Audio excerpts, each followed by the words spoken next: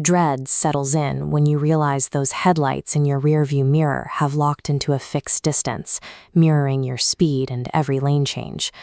Driving a desolate stretch of interstate at 2 in the morning removes the safety of traffic and daylight. Pulling into a poorly lit, empty rest stop under these conditions is an act of deep vulnerability. A rusted sedan pulls into the vacant lot and parks unnervingly close to your door. The engine cuts out, but the occupants remain inside, sitting perfectly still in the dark. Instinct warns that a stationary target is a vulnerable one. When the physical red flags mount, you abandon the brake, put the car in gear, and immediately return to the moving highway.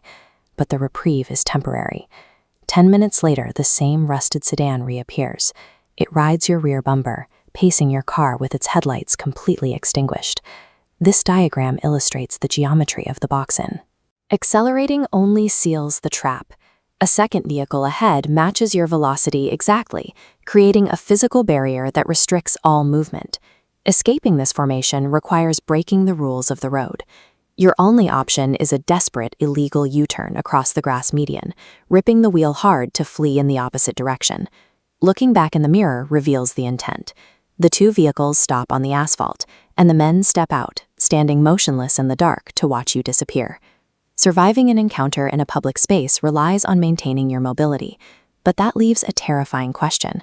What happens when the walls of a building turn that mobility into a cage? We place an implicit trust in corporate security. During a graveyard shift, locked glass doors and keycard checkpoints provide a heavy sense of isolation and safety. Working on the 14th floor of an empty high-rise reinforces this. The only light comes from localized motion sensors, keeping your cubicle bright while the rest of the floor remains in deep shadow.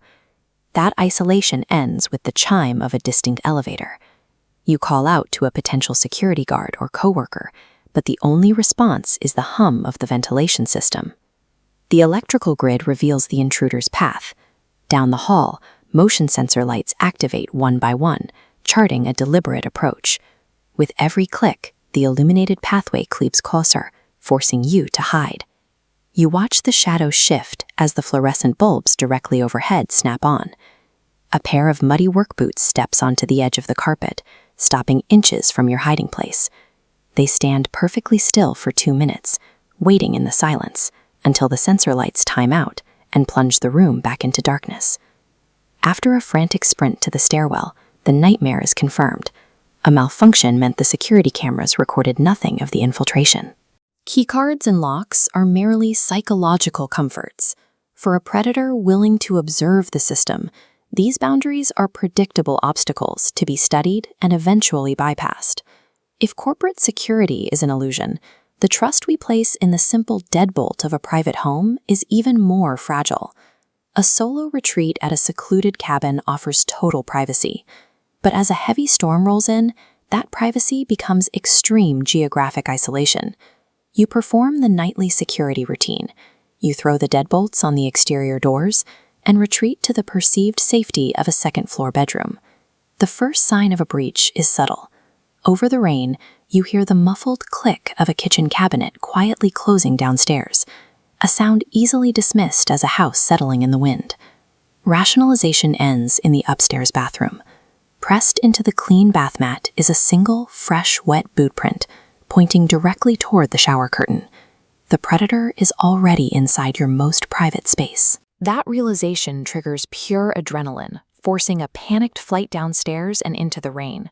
Fumbling for your keys in the driveway, you look back at the cabin. Standing in the window of the bedroom you just fled is a tall silhouette. They slowly pull the curtain shut. Police later found the back door professionally picked, leaving no broken glass or forced entry. The trauma is knowing a stalker stood in the dark, waiting for you to fall asleep. The horror of isolation is that it strips away every collective safety net, leaving you alone against a threat content to wait in the dark for you to blink.